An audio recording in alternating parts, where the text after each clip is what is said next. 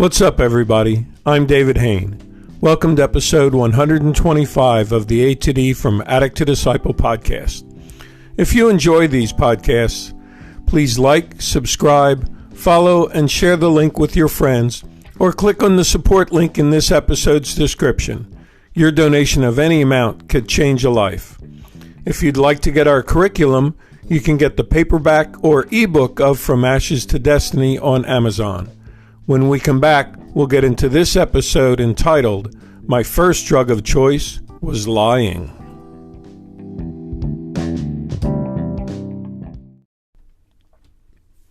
Welcome back to episode 125 of the A to D from Addict to Disciple podcast entitled, My First Drug of Choice Was Lying. I want to give a big welcome to my friends in recovery from the U.S., South Africa, and Australia for their participation in this group. Guys, hope you're all doing well. Today's topic relates to our learning to lie at an early age. One addict described it this way: my first drug of choice was lying. It gave me the rush of power of deception, manipulation, and control. And once I tasted that rush, it created an insatiable desire for bigger and better rushes. And guys, we all know what that means and what it led us into. So with that quote in mind, here's two other quotes from other addicts. I'd like you to choose one to respond to. Okay? Number one, the beauty was once I lied to myself and believed the lie.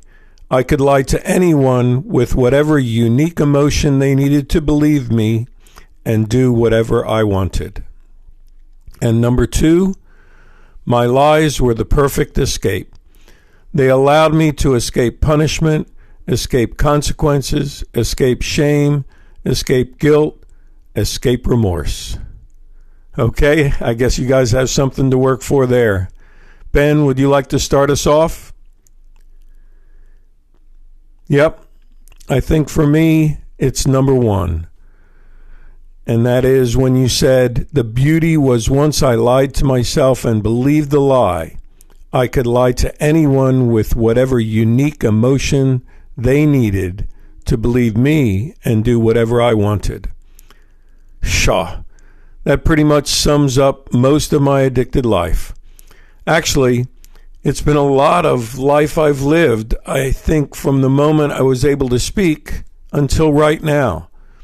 The deception for me is to know that as an addict, we are master manipulators. I mean, we literally have what I would call street doctorates in being so good at lying that we can turn a topic or discussion and manipulate it in such a way that we get what we want, and that is dangerous. It's very deceptive as well, and if you're not careful, it can weave itself into the fabric of something that's even good. I'd have to say the Lord, in some sense, broke me of that when I was standing before the judge being sentenced in Mississippi.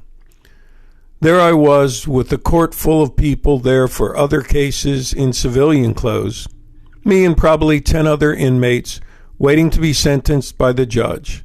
My mom, dad, and uncle were there in support and hoping that the judge would give me parole.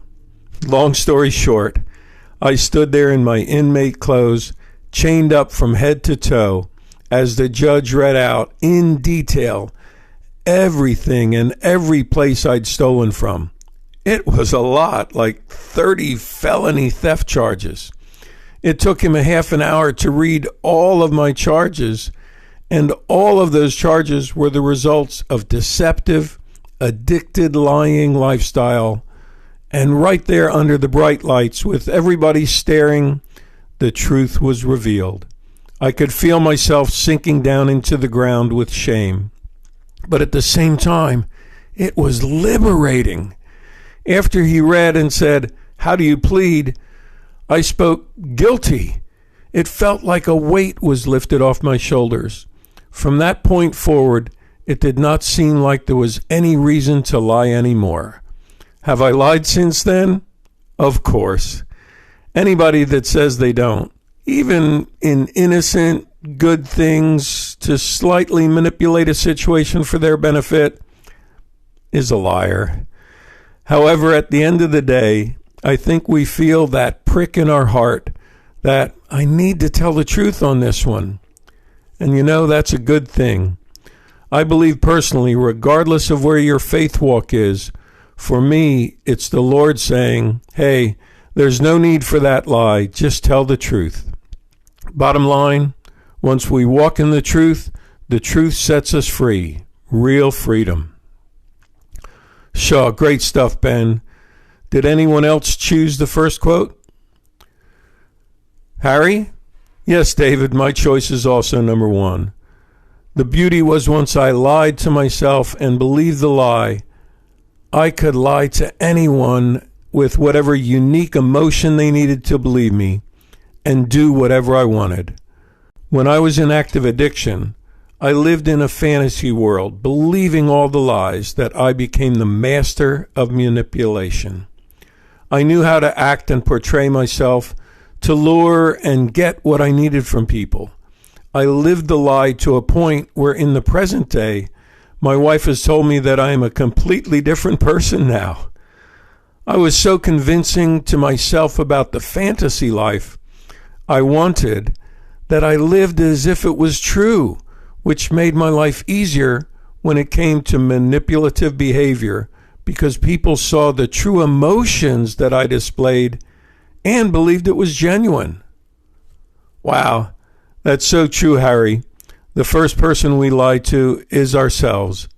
And if we believe that lie, it empowers us to convincingly lie to everyone else, as you said, because they see it as genuine. Anybody else for number 1? Okay, I guess the rest of you chose number 2, which is my lies were the perfect escape. They allowed me to escape punishment, escape consequences, escape shame, escape guilt, escape remorse. Who wants to start us off on this one? Eddie? Yes, David.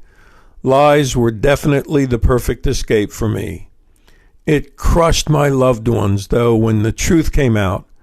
But it definitely bought me precious time when I was lying. Time to continue lying to myself. I don't think that I used lies as a ploy to fool anyone. It came out naturally to hide my addiction in many ways. I hated my addiction. I saw all the hurt and disappointment it caused, but I was in over my head. So I needed something to buy me time, to get out of my situation, to not hurt others as much as the truth. In saying that, maybe not to hurt, but maybe because I was ashamed of what I had become. And yes, the lies got me out of many sticky situations until it all came tumbling down, the day the lies had caught up with me. That was the best thing that ever could have happened to me. Shaw, thanks, Eddie. It is true that many of us have used lies to buy a little time for us to get out of sticky situations, but that day does come when all the lies come tumbling down. Gary, how do you relate to this second question? Well, David, this is a tough one because I basically related to all the quotes, but for me, I identify with this second one the most. The reason being that from as far back as I can remember, as a young boy growing up in my father's house, telling the truth became the precept to a severe beating with absolutely no mitigating factors or allowances for being truthful. I quickly learned that the way to avoid those powerful consequences was to lie. And over time, through a sense of terror for what my father would ultimately do to me, I became pretty skilled at thinking of convincing lies because a lie easily exposed led to an even worse and extended punishment. I carefully planned the lies, even going to the extent of developing bogus alibis to support my lies. This deceptive trait ingrained itself into my very personality as I discovered how to manipulate situations and people through elaborate and convincing lying. Also, to project an image of integrity and reliability. Yes, I became an expert at lying, so much so that it all played out well for me for my initially successful crime spree, but that ended up in a 10-year prison sentence at the age of 21. And there it is, the truth of it all. My lies and deceit caught up to me with truly harsh consequences. I am still at age 60 plus, working on sticking to the truth with the help of my Lord Jesus Christ. Shaw. Thanks, Gary. I like the way you pointed out that though our lies may start as an escape, they become so perfect that they create a deceptive personality trait in us. And that reminds me of a quote by Friedrich Nietzsche. And it says, "I'm not upset that you lied to me. I'm upset that from now on, I can't believe you." Wow. Once lying becomes a part of us, we don't even notice how many friends walk away because they feel that they can no longer believe us. Dante, what do you have to say about this one? David, my lies were the perfect escape. They allowed me to escape punishment, escape consequences, escape shame, escape guilt, escape remorse. I lied to myself about what would satisfy me. I knew in my gut and in my mind I should not do it, but my lust overtook me, and I did it anyway. I would sometimes feel no remorse afterwards, and I believed it, and I convinced myself that it was okay to do it. And not doing it was somehow therapeutic for me, when in fact it was eroding me from the inside out. My lies do not allow me to escape anything.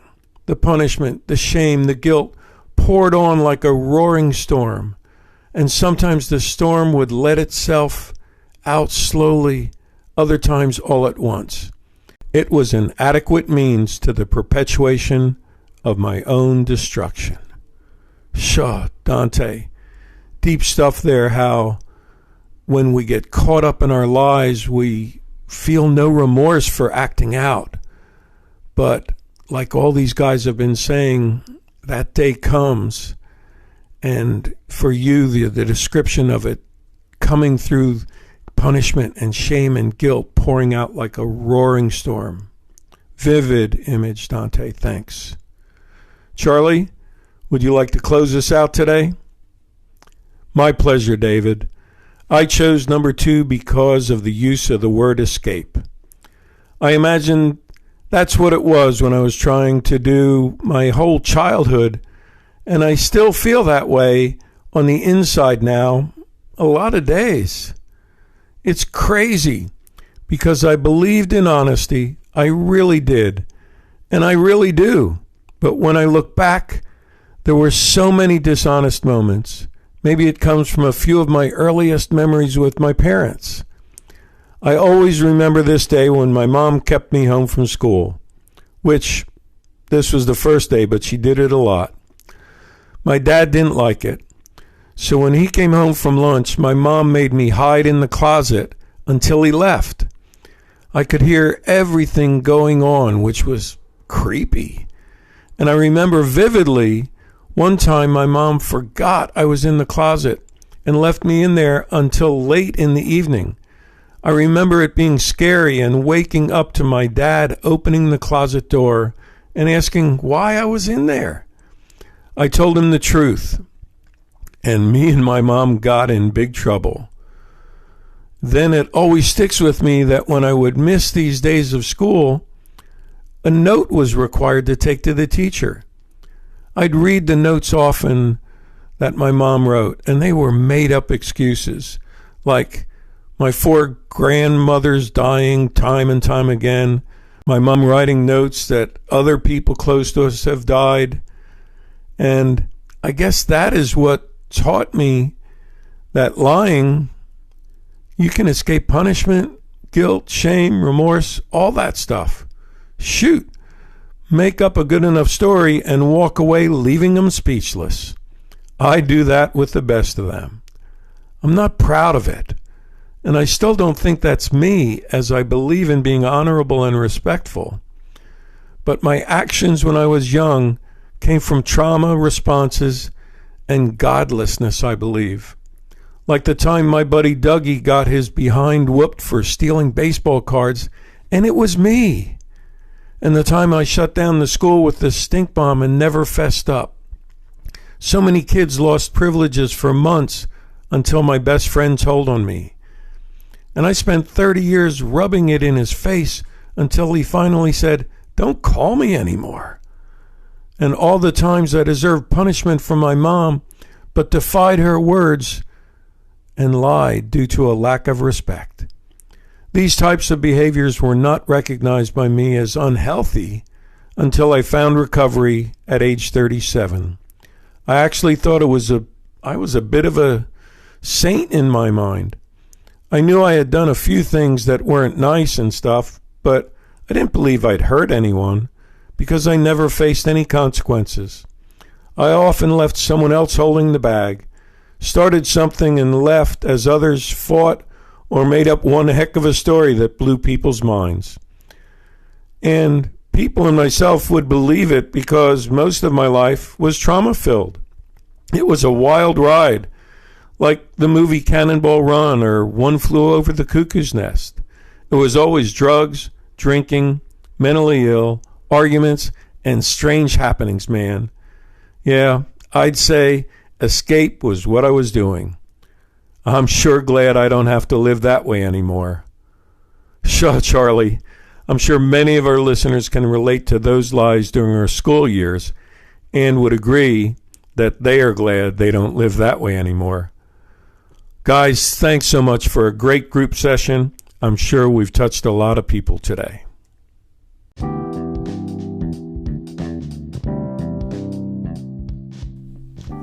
Thanks for listening to this episode of the A to D From Addict to Disciple podcast.